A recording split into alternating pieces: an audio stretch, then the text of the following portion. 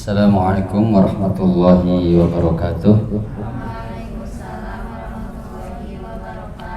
Alhamdulillah, assalatu wassalam ala rasulillah nabiyana wa maulana Muhammad sallallahu alaihi wasallam. Alhamdulillah, puji syukur kepada Allah Rabb yang menciptakan kita semuanya, Allah yang maha perkasa, yang maha bijaksana, yang tiada kata yang patut kita ucapkan, kita utarakan selain rasa syukur kita kepada Allah. Allah yang memberikan kita sehat, kesembuhan, Allah yang menyembuhkan kita, Allah yang menciptakan alam semesta, langit bumi seisinya, obat-obatan yang ada di dalamnya dari tumbuhan, nabat, dari hewan, dari segala macam.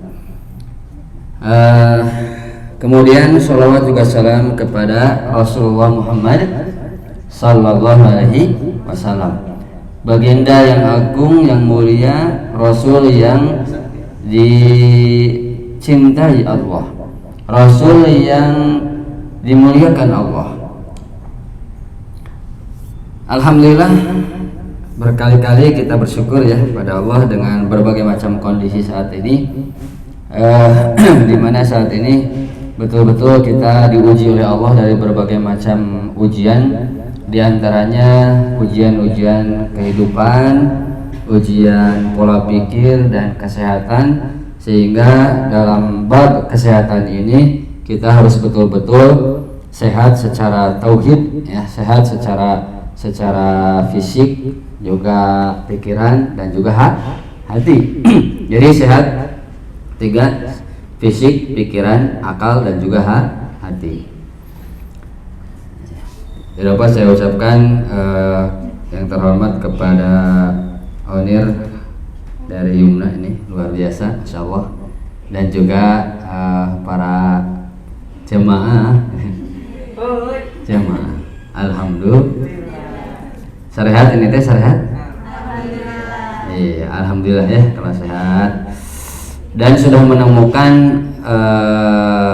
proses untuk kesembuhan itu harus segera ditemukan. Baru-baru ini saya juga menangani kasus-kasus, diantaranya ini yang terkena kasus penipuan bisnis madu kelanceng. Ya, kalau saya sebutkan PT MBM itu berjalan 2 tahun, tapi pas 2023 ini kacau balau. Dari Oktober itu kacau, sudah dari awal sudah diantisipasi dan sudah sudah diwanti-wanti gitu ya. Makanya berbisnis itu harus yang pasti ya, jangan mencari yang tidak pasti. Kesananya cuannya pun tidak pasti, yang ada sakit hati.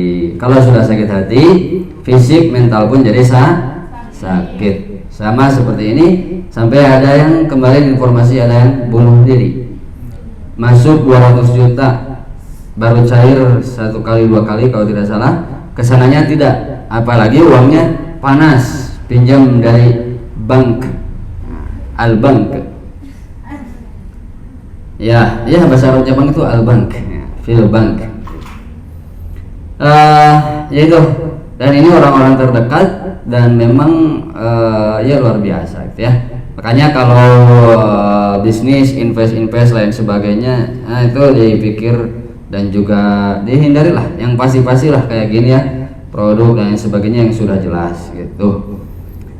Nah, hadirin kaum muslimin rahimakumullah, kita akan belajar saat ini tentang pengobatan ala Nabi Muhammad sallallahu alaihi wasallam. Kenapa harus belajar? Karena ini tidak akan lepas dari kehidupan kita.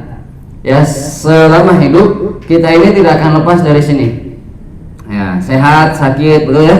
Kadang-kala sehat, kadang-kala sakit. Bahkan ini agak cadel, lagi baru syuh. Anyar syuh karena baru kemarin. Pas di depan lagi. Depan. Ya, alhamdulillah Allah berikan ujian, berikan sakit itu untuk kita itu ya berpikir gitu ya. Karena kalau orang sehat terus itu kadang-kadang tidak berpikir. orang sehat terus, al-afiyah namanya. Ini ada dua golongan di akhirat itu. Pertama golongan sabar, ya, ahlul musibah, ya, banyak dikenai musibah. Yang kedua ahlul afiyah, orang-orang yang hidupnya itu tanpa ujian. Maksudnya itu jarang dikasih ujian, lancar gitu ya, bisnis lurus, hidupnya jarang sakit gitu kan, jarang di fitnah, jarang ini sebagainya. Nah, orang-orang yang ahlul afiyah ini nanti protes. Lihat orang-orang yang ahlul musibah diuji oleh Allah, kemudian mereka sabar. Nah, janji Allah dalam Al-Quran, orang yang sabar diberi musibah, mereka akan diberikan pahala tanpa hisab. Ya, yuwaffas sabiruna ajruhum bighairi hisab. Gitu kan? Nah, mereka protes, ya Allah, kenapa orang mereka itu diberikan pahalanya luar biasa, diberatkan pahalanya?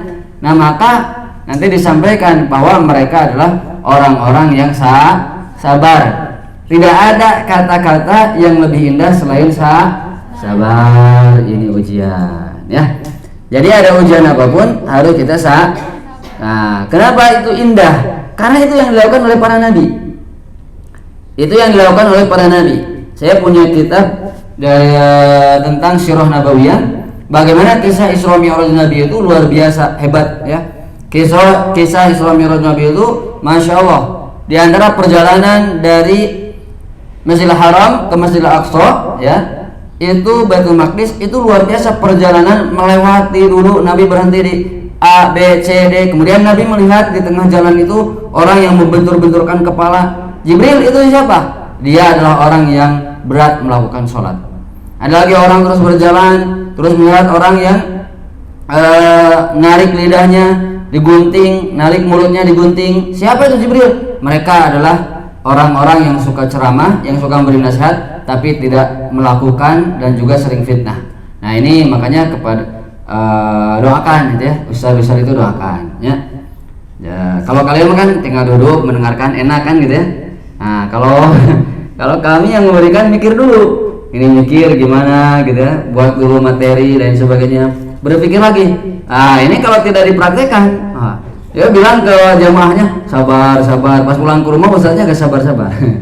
Marah-marah gitu ya, ke anak marah. Nah, itu jadi masalah. Itu yang kata Nabi, yang tadi kejadian itu orangnya menarik lidahnya, ya, lalu kemudian digunting. Lalu ada lagi orang yang tenggelam di sungai yang penuh dengan darah, lalu memakan di sana batu-batuan. Siapa ya Rasul? Mereka orang yang sering memakan harta riba.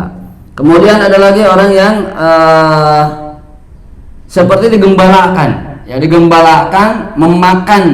memakan batu, memakan dari api neraka dan sebagainya. Siapa ya Rasul? Mereka adalah orang yang enggan zakat. Nah, jadi kita sampai mengkaji itu sampai merenung gitu ya, bahkan ada peserta itu yang nangis. Ya, istighfar dari awal sampai akhir membahas kisah itu yang sangat luar biasa. Nah, maka di sini kita akan belajar bagaimana tauhidullah kita dikuatkan. Baik, pengobatan itu dibagi dua. Kalau menurut salah seorang pakar, satu berasal dari Yunan, yaitu berdasarkan analogis. Yang kedua dari India berdasarkan eksperimen. Analogis, analisa. Yang kedua berdasarkan eksperimen, ya, ujian-ujian dan sebagainya. Ini dasar menurut mereka kedokteran. Tetapi yang utama adalah yang penting dan utama itu adalah pengobatan berdasarkan wahyu, yaitu dinamakan tibbun nabawi. Pengobatan yang dicontohkan oleh Nabi Muhammad SAW. Mohon maaf, punten.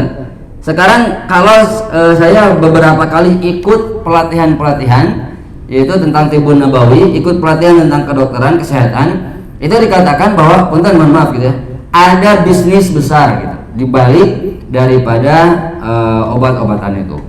Nah, ya memang kan menjual obat yaitu bisnis kan. Nah, tetapi yang utama kita seorang muslim, kita harus mengenal, ya, pengobatan yang sesuai dengan wahyu yang sudah ada tercantum dalam Al-Quran dan As-Sunnah, Al-Hadis.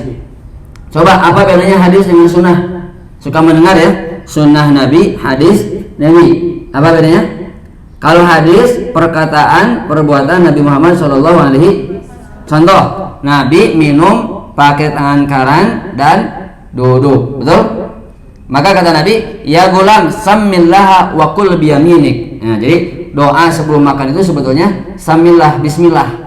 Jadi kalau Allahumma barik lana itu kurang kuat. Nah, tapi doanya itu kata Nabi samillah, ya sebutlah asma Allah, bismillahirrahmanirrahim, baru makan. Wa kul biyaminik, makan dengan tangan kanan. Kenapa? Karena setan makan dan minum dengan tangan kiri. Makanya kalau melihat orang makan dan minum dengan tangan kiri, bilang dia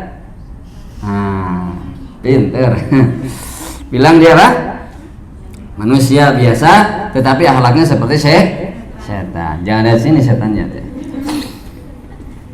Jadi itu hadis. Jadi hadis itu perkataan dan perbuatan Nabi Muhammad sallallahu alaihi kemudian dilakukan, ya, diimplementasikan, dikerjakan menjadi kegiatan dan kita amalkan, maka itu jadi sunnah.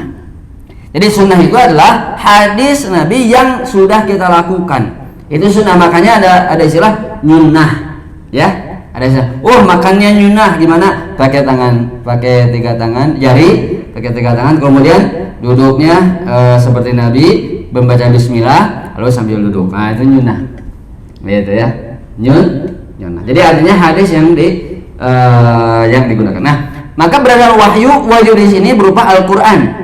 Lalu Al-Quran oleh Nabi diterjemahkan, ditafsirkan, dijelaskan, tabyin, maka di sini berubahlah menjadi hadis. Jadi Nabi itu tujuannya adalah diutus Nabi untuk menjelaskan, litubayyina, untuk menjelaskan apa yang ada dalam Al-Quran. Maka ini mohon maaf, masih ada golongan orang-orang yang tidak suka mendengarkan hadis, ya, tidak suka dengan hadis. Ada itu golongan inkarus sunnah namanya. Inkarus sunnah ini orang-orang yang ingkar dengan hadis. Kenapa? Mereka menganggap bahwa wahyu itu adalah Al-Quran saja.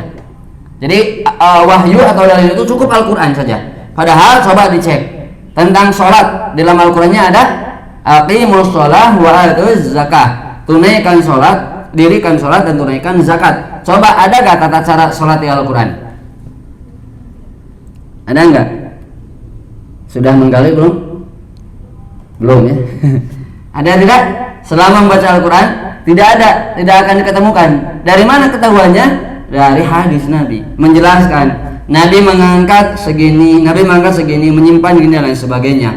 Nah, itu wahyu. Maka di sini pun di Al-Quran bagaimana Allah menceritakan, Allah menyampaikan kepada Nabi tentang pengobatan. Wa seperti dalam surah Al-Quran, wa nunazzilu minal Qur'ani ma huwa syifa. Allah turunkan dari Al-Quran itu berupa syifa, obat. Ya, syifaun, obat.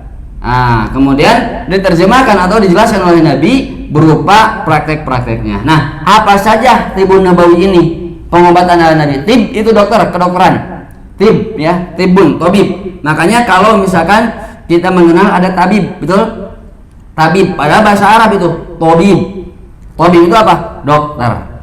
Nabawi itu artinya kenabian. Artinya tibun nabawi kepengobatan sesuai dengan tuntutan atau contoh dari Rasul. Bisa dipahami? Nah, jadi tibun nabawi apa? Tibun nabawi adalah pengobatan yang dicontohkan oleh Rasul. Jadi jangan aneh, tibun nabawi apa ya tibun nabawi? Nah, itu sekarang sudah menyebar nih. Alhamdulillah di Tasik itu sudah banyak. Saya terkumpul dalam PTT Perkumpulan Terapis Tasikmalaya, itu ada dan banyak. Ahwatnya juga sudah ada, sudah ada lisensinya, ya. Bahkan ada D1, D3, S1-nya bahkan ada pengobatan tradisional. Tapi ini tibun nabawi ini masuk ke pengobatan tradisional, ya, tradisional juga jadi tradisional ini. Aduh, rada encok lidahnya, ya.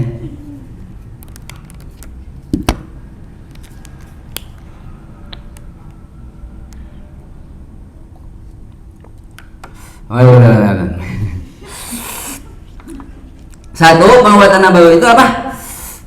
Madu, ya, madu. Tapi jangan pakai di. Jadi apa? Boleh tidak? Ya boleh, di Al-Quran ada. Itu tibun nabawi itu di madu. pengobatan ala Nabi.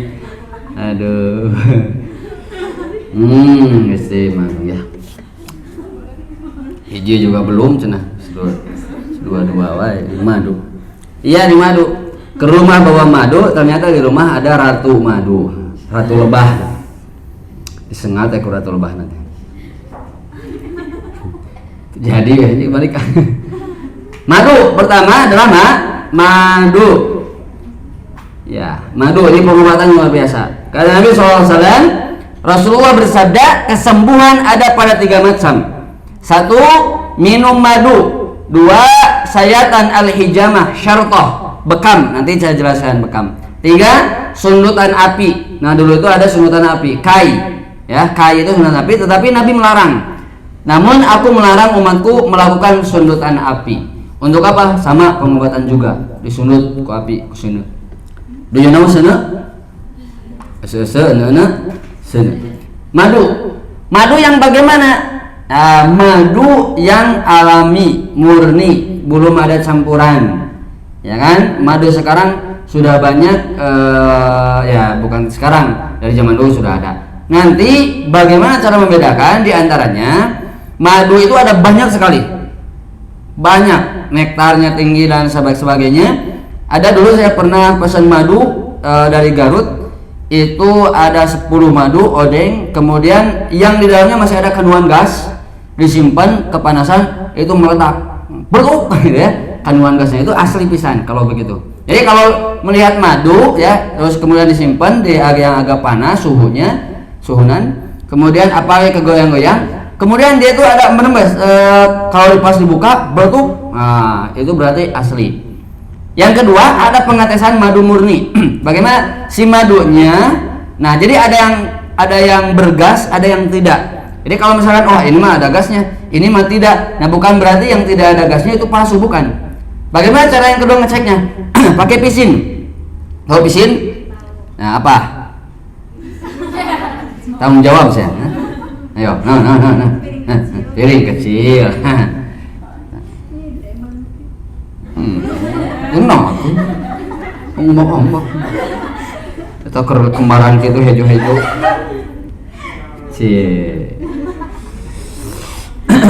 Ya, jadi pisin, si madu dikepisinkan. Ini yang paling yang buat hampir-hampir rata buat semua madu.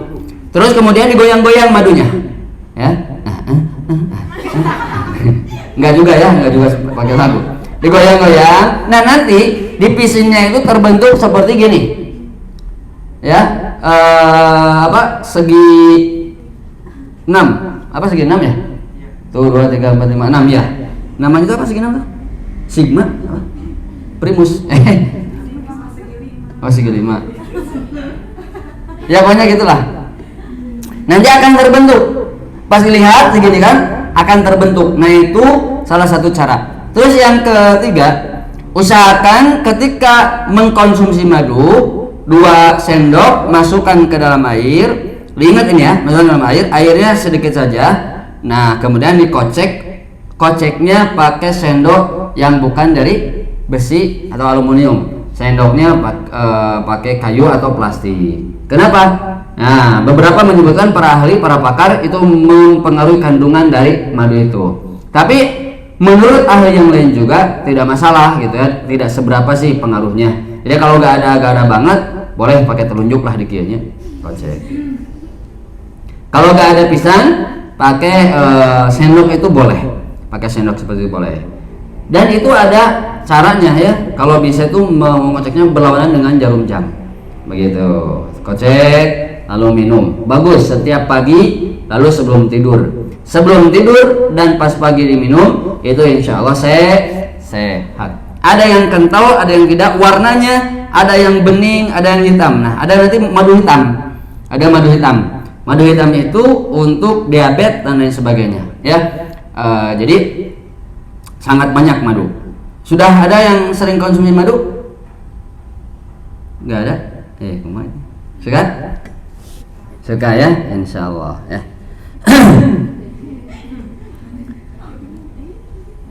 Di madu, siap di madu.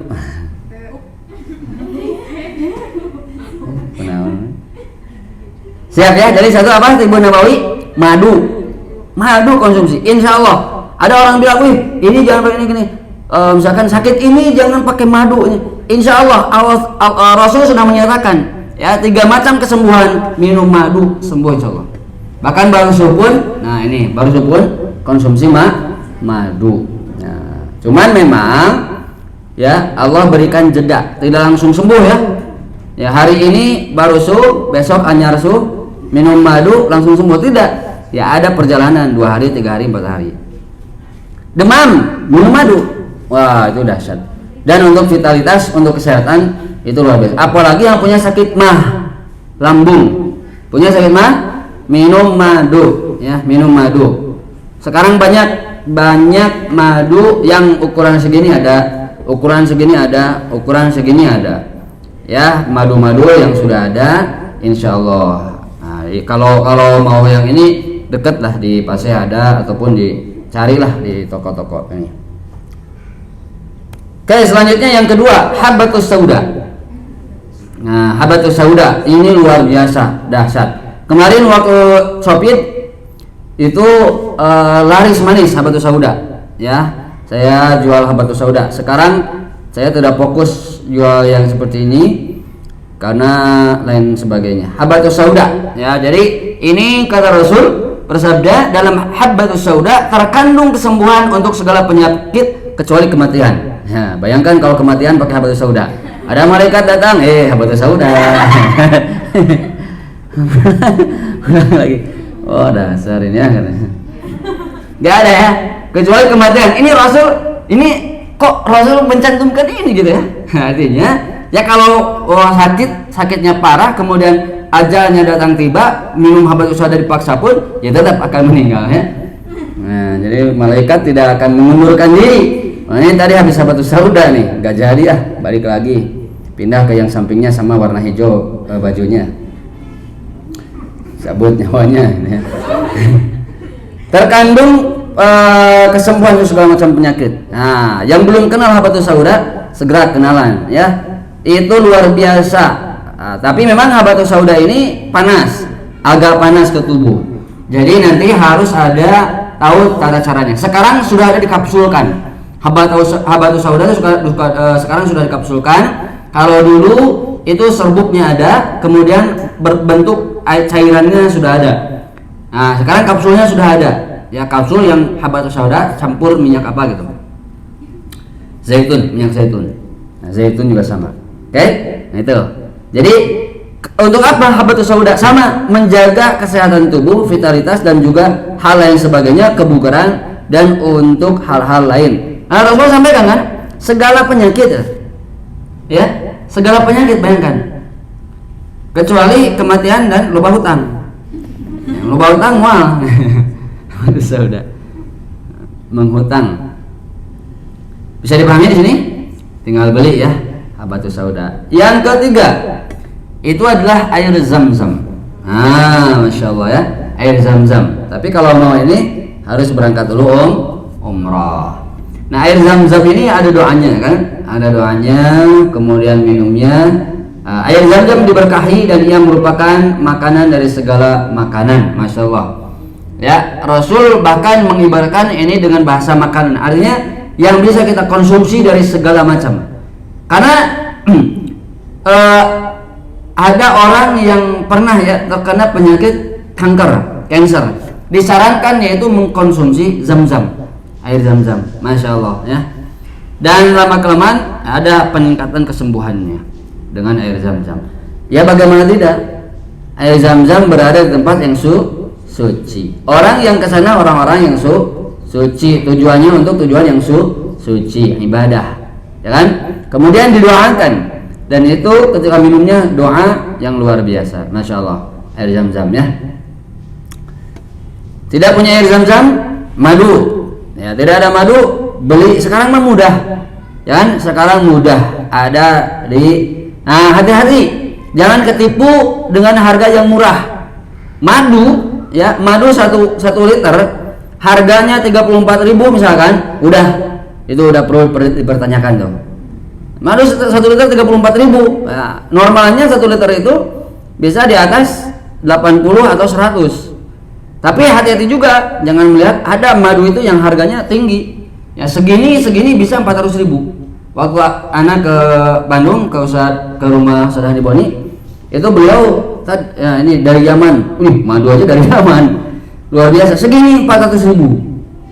Nah, ya Allah ya Karim. Anak bawain hadiah waktu itu satu botol segini yang harganya 75.000. Jadi malu nggak jadi. Kalah saya. Apa sini tetap dibawa ya. Demen juga katanya. Nah, lanjut. Yang berikutnya al-hijamah. Coba kita ulang. Pertama apa? Madu. Yang kedua habbatus sauda. Yang ketiga air zam-zam. Coba yang sudah pernah minum, yang belum pernah minum habbatus sauda siapa? Belum ya? Oh, ya belum semua. Kenapa? Belum. Coba, harus dicoba. Habbatus sauda. Bukan pasta gigi. Ayo dia soalnya telak mana tuh neng. Pasta gigi na telak. Ajeng sikat-sikatna. Pasta gigi. Iya. Madu ada yang belum pernah minum madu. Coba, ada yang belum pernah. Pernah? Ya. Yang keempat itu ada hijamah. Bahasanya hijamah. Hijamah ini adalah bekam. Ada yang belum pernah dibekam? Belum? Ada yang sudah tuh? Pertanyaan, ada yang sudah? Sudah? Di mana? Bukan di mana? Di rumah? Datang ke rumah pembekamnya atau sendiri? Beli? Oh, yang dari Cina itu? Ini anak-anak keliling ke KTP itu, ya Allah itu. Ada harganya berapa? 15.000 berapa? Dilihat ya Allah, ini bekam-bekam aja buatan made in Chinese ya Allah. Jadi kita itu hampir lihat di rumah, nanti dicek perabatan rumah 70% buatan Cina. Oke. Al-hijamah. Pengobat, sebaik-baik pengobatan yang kalian lakukan adalah al-hijamah ya. Khairu ma tadayantum bi al-hijamah ya. Sebaik-baik pengobatan yang dilakukan oleh kita sebagai umat muslim. Ini kalian itu ke kita umat muslim, yaitu al-hijamah. Apakah non muslim boleh hijamah? Ya boleh, karena itu mah boleh sah-sah saja. Nah, hijamah ini bekam kalau bahasa kita ya. Bekam, became. Bahasa Inggrisnya became. Kalau bahasa Sundanya baskom. Hijamah. Ini harus tahu, umat muslim gak tahu ini, ya Allah. Isra Mi'raj itu ada perintah dari malaikat. Satu perintah dari banyak perintah. Apa kata malaikat? Ya Rasul, muru ya ummatakum bil hijamah. Suruh umat kalian dengan hijamah, dengan supaya berbekam. Bahkan ada tanggal sunnahnya. Ya, tanggal 17, 19, 21. Itu sunnah di waktu Hijriah, bulan Hijriah. Ada sunnahnya. Dan alhamdulillah, saya dulu sakit mah sering sakit itu setelah beralih ke bekam dan alhamdulillah gitu, sehat. Dan ada juga banyak gitu yang sakit, di antaranya apa? Asam urat. Asam urat, kolesterol, apalagi kolesterol. Ya, kolesterol tinggi itu bekam itu luar biasa langsung. Anak punya kolesterol dulu. Nah, sering sakit di sini, sedot beberapa kali, sebulan sekali. Kapan waktu berbekam? Sebulan sekali. Baiknya sebulan sekali. Ini contohnya nih. Nah, ya, di wajah boleh nih. Yang banyak jerawat. Itu dulu ada seseorang yang punya perum, beliau, ya perum juanda beliau. Itu banyak ya, bahkan jerawat batu. Alhamdulillah 3 kali dengan bekam tambah gede jerawatnya. Enggak. Dengan bekam ya 3 kali 3 bulan, sebulan sekali itu alhamdulillah berkurang jerawatnya, mulai agak mulus gitu kan ya. Di sini ada sedot lagi, wah darahnya tuh segitu. Bahkan tuh kayak ada yang di mana? Di kaki itu sampai banyak. Sampai segini darahnya. Nah. Darah kotor ini. Iya, darah kotor. Jangan diminum, hati-hati. Jangan didonorkan juga. Bukan untuk didonorkan, dan itu darah kotor. Nanti keluar darahnya itu ada yang sedikit, ada yang banyak. Jadi tidak mesti pas disedot itu banyak, tidak mesti juga sedikit. Nah, kalau perempuan itu karena apakah sama dengan darah haid? Mohon maaf, tidak, sangat beda. Kalau haid dari rahim, ya kan? Peleburan dari rahim, peluruhan dari rahim yang tidak gitulah. Lalu kemudian keluar, bukan dari tubuh sini. Nah, tapi kalau bekam itu adalah darah yang diambil dari balik kulit, ya, di balik kulit.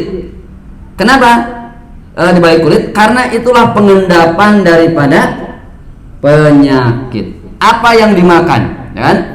Daging, dimakan daging, kemudian segala macam dimakan, mengendap di balik kulit, lalu kemudian terjadilah sumbatan-sumbatan, sakit muncul. Maka tujuan bekam itu adalah untuk melancarkan atau untuk mengeluarkan darah-darah kotor. Ya, harus coba, ya, harus coba. Banyak, sekarang sudah banyak akhwat khusus ada di Cordoba. Kalau mau yang langsung di Cordoba, Ustaz takut itu jarum, takut sama jarum. Jarumnya juga kecil. Itu tadi mau bawa alat-alat asalnya mah, cuman karena agak hujan jadi gak cukup, gak muat, jadi gak jadi. Ini aja ditunjukkan alat-alatnya tuh. Alatnya ada. Nah, ini pen lancet. Pen lancet itu yang buat nusuknya. Kemudian cup bekam, nah itu yang itu ya, yang cup-cupnya. Kemudian vakum, ada tisu, ada plastik, ada alat pembersih, alat lancet dan lain sebagainya. Gitu ya. Dan itu sunnah dan Rasul melakukan. Dan kata Rasul tadi apa? Wa khairu ma tadayantum ya al-hijamah. Sebaik-baik pengobatan itu adalah al-hijamah. Dan ana merasakan setelah terus ya dengan hijamah itu memang betul-betul. Oke. Yang belum pernah silakan dicoba. Bahkan mohon maaf, ini di keperawatan di apa namanya? Kecantikan itu dilakukan nih gini. Jadi sebelum di apa namanya? Dipijit-pijit ya, di segala macam itu ada yang dibekam dulu, sudah banyak sekarang. Ya, melakukan bekamnya, kesak-kesak gitu. Sudah banyak. Pas selesai itu barolong wajahnya. Barolong. Karena itu jasan. Enggak barolong tuh, enggak. Udah puas lihatnya? Darah. Nah, lagi Ramadan ketika mau dibekam boleh apa tidak? Ada dua hadis. Pertama, bahwa kata Nabi, ya, afdharul hajim wal mahjum. Orang yang membekam dan yang dibekam itu batal, berbuka. Tapi hadis yang kedua, bahwa Nabi Muhammad itu dibekam sedangkan beliau sedang dalam keadaan ihram. Ya kan? Dalam keadaan saum Nabi Muhammad, tapi tidak berbuka.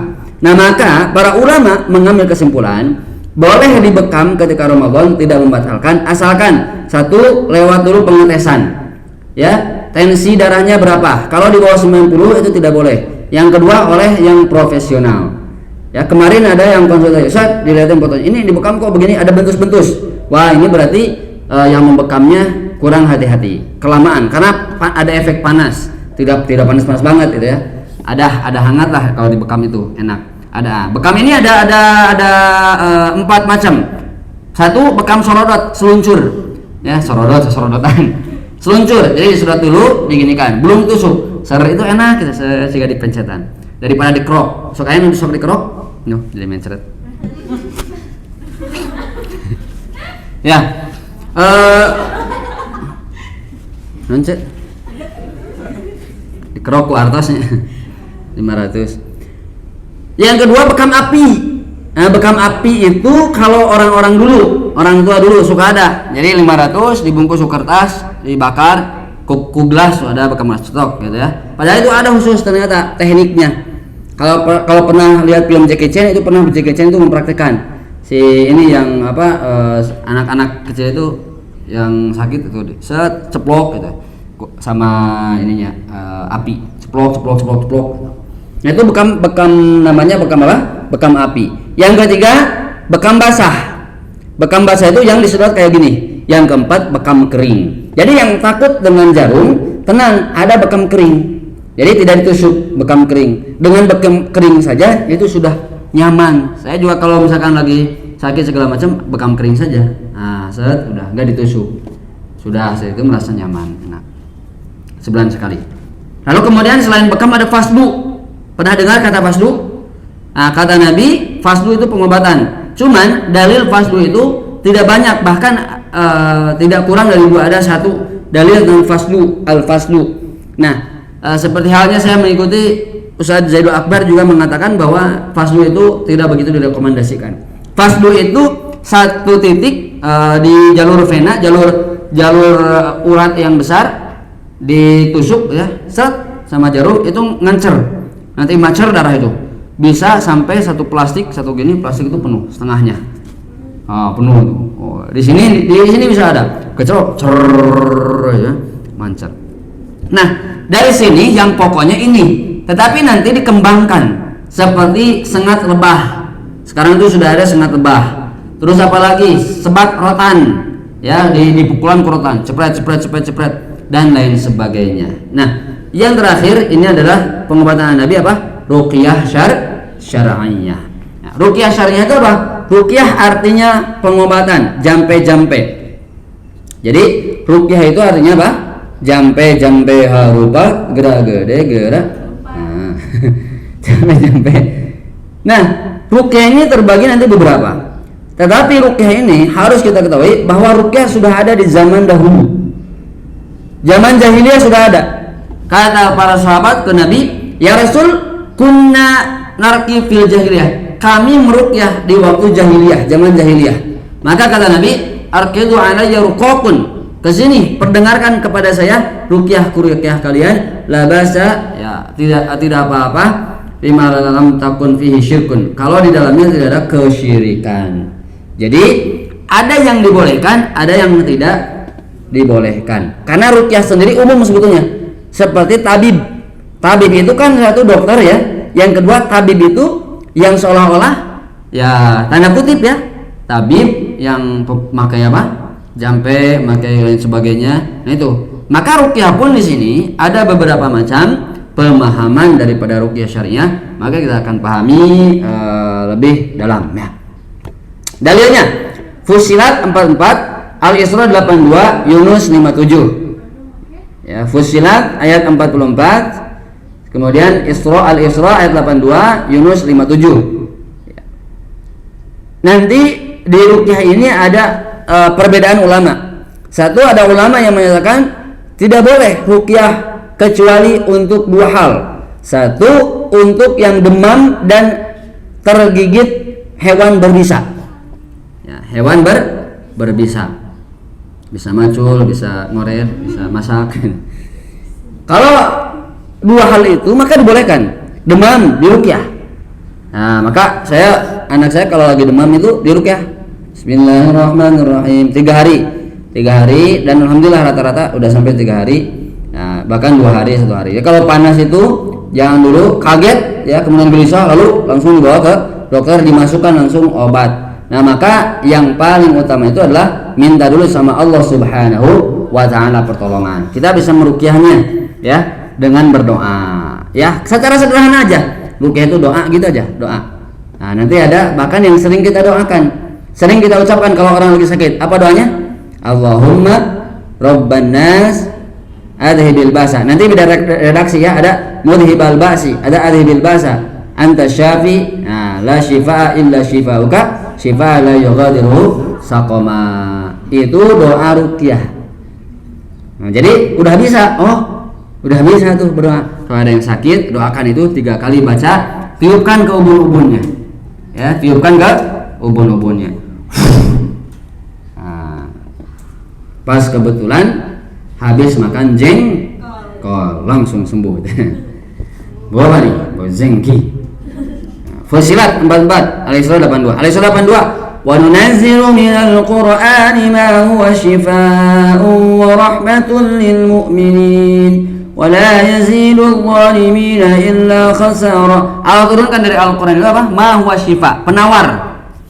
Makanya saya punya buku judulnya Sembuh dengan Metode Qur'ani.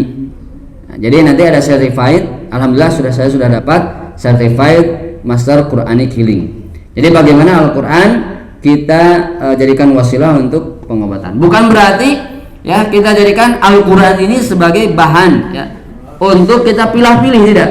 Memilih Al-Quran untuk pengobatan. Memang Allah sampaikan sudah jelas di Al-Quran itu ada obat. Coba ketika mendengarkan Al-Quran, tenang apa gelisah? Bahkan sampai ngantuk ya. Alif Lam Mim bahkan sampai ngantuk. Betul tidak? 5 ayat, 10 ayat, bahkan 20 ayat, bahkan sampai 1 juz. Nah, di sini harus ada one day one juz. Ada tuh ya. 1 hari 1 juz. 1 juz itu 10 lembar. Berarti 20 halaman. 20 halaman itu bisa 1 jam selesainya. Jadi Allah tuh menginginkan dalam 1 hari itu cuma 1 jam aja kita ambil. Di sini suka ada tilawah dulu. Berapa ayat? 10-an? 1 lembar? Hah? 1 lembar ya. 1 lembar kalau surat Al-Baqarah 282 itu bisa 1 ayat. Yang panjang itu 282. Yang kedua, dalil ruqyah itu berdasarkan sunnah Nabi. Fi'liyah, Nabi melakukan ruqyah. Jadi kalau masih ada, wah ruqyah ini gak boleh, ruqyah ini gini. Nabi melakukan ruqyah. Nah, bagaimana? Aisyah radhiyallahu anha berkata, Rasulullah apabila ada orang sakit di antara kami, beliau menyentuhnya dengan tangan kanannya, kemudian beliau berkata, Allahumma adhibil ba'sa rabban nas. Nah, ini redaksi lain. Allahumma adhibil ba'sa rabban nas. Ada yang rabban nas dulu. Allahumma rabban nas adhibil ba'sa. Ada adhibil ba'sa dulu. Ini kalau dari Imam Bukhari. Allahumma adhibil ba'sa rabban nas ishfi anta syafi la shifaa illa shifauka shifaan la yughadiru saqama. Ini ada kesalahan ya, langsung sana. Shifaan la yughadiru saqama. Berapa kali? 3 kali. Kalau kita sakit juga sama. Allahumma rabbana, Allahumma adhibil ba'sa rabban nas. Dia sama-sama. Allahumma adhibil ba'sa rabban nas ishfi anta syafi la shifaa illa shifauka shifaan la yughadiru saqama. Langsung ya, shifaan la yughadiru saqama. Ada nama syifa di sini? Mana? Oh, syifa ya. Selalu sehat. Jadi kalau sakit itu ganti namanya. Healing. Syifa. Syifa apa?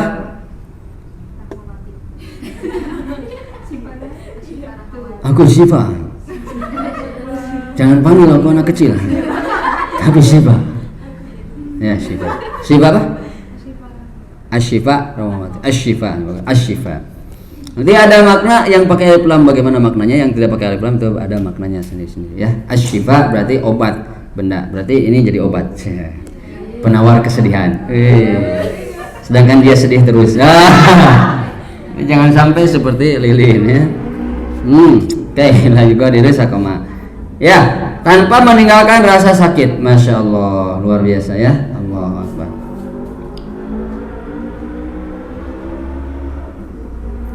Nah, jadi di sini illa syifauka syifaan la yughadiru bi saqama. Oke, ini hafalkan ya. Nanti ini searching aja, ada mau nyari di kitabnya ada, di Google-nya ada juga. Oke. Yang kedua, ruqyah mandiri. Satu dari Al-Qur'an, kedua hadisnya fi'liyah, Nabi melakukan ruqyah. Jadi lengkap hadis ruqyah itu. Yang ketiga, Nabi meruqyah sendiri. Nih, Ana Aisyah, dari Aisyah apabila Rasul hendak tidur, nih yang dilakukan sebelum tidur ya. Kalau tidur, ada yang suka urup-urup tidak? Nah, ada ya, urup-urup. Urup-urup itu gangguan jin, dipeluk, ditangkap ku jin. Jadi kalau yang sering urup-urup, ini misalkan gini, coba dicek. Di kamar itu ada di rumah itu ada 3 kamar misalkan. Di satu kamar itu sering urup-urup, sedangkan di kamar lain jarang. Berarti di kamar itu jinnya senang, di sana ada. Sipa. Ini kalau sipa urup-urup, jin, aku sipa. Jangan panggil aku anak kecil, aku sipa. Apabila Rasulullah hendak tidur, maka beliau akan meniupkan ke telapak tangannya sambil membaca Qul huwallahu ahad dan mu'awwidhatain, 2 Qul Anas dan Al-Falaq. Anas dan Al-Falaq ya. Qul a'udzu birabbin nas, Qul a'udzu birabbil falaq. Kemudian beliau mengusapkan ke wajahnya dan seluruh tubuhnya. Nah, jadi Al-Ikhlas, qul huwallahu ahad Allahus samad. Kemudian An-Nas dan Al-Falaq ditiupkan 3 kali. Diusapkan ke wajah, terus ke sini. Ya, gampang. Jadi semudah itu. Ya, semudah itu. Jangan diperibet. Wah, gimana ya ini merekam? Wah, saya mah gak bisa. Mudah. Islam itu, ajaran Islam itu semuanya bisa dipraktekkan mudah. Ya. Seperti hanya sholat. Sholat gak bisa baca-bacaan. Nah, cukup baca subhanallah subhanallah saja. Nah, sholat kalau belum bisa. Sahih Bukhari. Kecuali Al-Fatihah itu kan yang wajibnya. Ini ya darinya, siap ya. Rukyah mandiri gimana caranya? Sebelum tidur, tangan seperti mangkok begini, seperti mangkok, disiapkan membaca Al-Ikhlas. Coba kita baca sama-sama. Bismillahirrahmanirrahim. Qul huwallahu ahad Allahus samad lam yalid wa lam yulad wa lam yakul lahu kufuwan ahad. Bismillahirrahmanirrahim. Qul a'udzu birabbil falaq min syarri ma khalaq min syarri ghasiqin idza waqab wa min syarri naffadzati fil 'uqad wa min syarri hasidin idza hasad.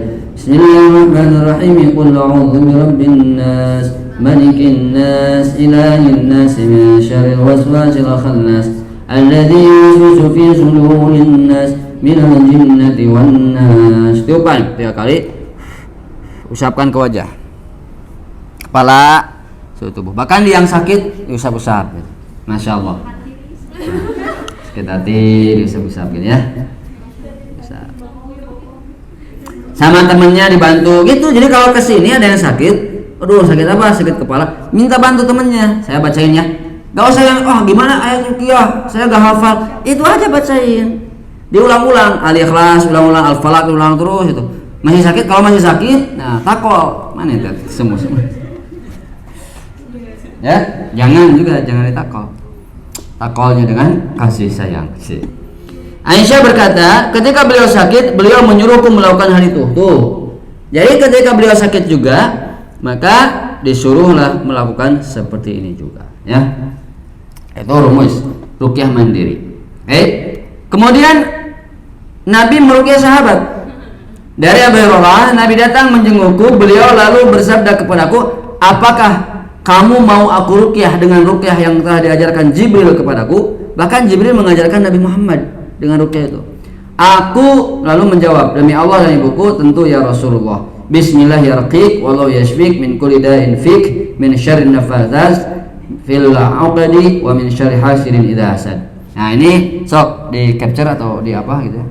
Difotoin supaya hafal. Ini hafalin. Karena ini doa pengusir, ya, doa untuk menghindarkan dari gangguan jin. Dengan nama Allah aku meruqyahmu, dan Allah lah yang menyembuhkanmu dari setiap penyakit yang menimpamu, dari setiap kejahatan wanita-wanita tukang sihir. Nah, ya tukang sihir unggul. Tukang nyisir yang menghembuskan pada buhul-buhul. Nah, ini buhul ya, fil uqad. Uqad itu buhul. Dan dari kejahatan pendengki bila yang dengki. Tahu buhul? Buhul itu adalah senjata, alat yang dijadikan untuk media sihir. Contoh, ini misalkan kain kafan. Kemudian di dalam kain kafan itu diisi tulang belulang, tulang babi, tulang anjing dan sebagainya, tulang taleng. Terus kemudian disimpan di rumah orang yang pingin disihirnya, dikubur. Nah, maka yang terjadi, jin, setan, iblis itu melakukan persekongkolan dengan dukun itu dan mencelakakan orang yang disihirnya itu. Maka doanya ini, Bismillahirrahmanirrahim, wallahu yashfik. Ini doa kepada orang itu. Kalau sama-sama, Bismillahirrahmanirrahim, wallahu yashfik min kulli da'in fik min syarrin nafasat fil uqad wa min syarri hasidin idza hasad. Nah, Sunan Ibnu Majah 3515. Nah, itu ya. Nah, itu kalau bisa hafal. Terus kemudian sunnah qauliyah. Nabi menyuruh arqidu ke sini. I'ridu, ada i'ridu, ada arqid. I'ridu alayya ruqakum. La ba'sa birruqa ma lam takun syirkan. Gak apa-apa dengan ruqyah yang tidak ada syirik. Oke, saya akan percepat saja. Sunnah qauliyah sama Bismillahirrahmanirrahim, sunnah takririyah. Nah, ini yang menjadi ketentuan Nabi. Nah, sekarang apa poin ruqyah? poin ruqyah itu satu, memurnikan tauhid. Jadi ruqyah itu sebetulnya memurnikan tauhid.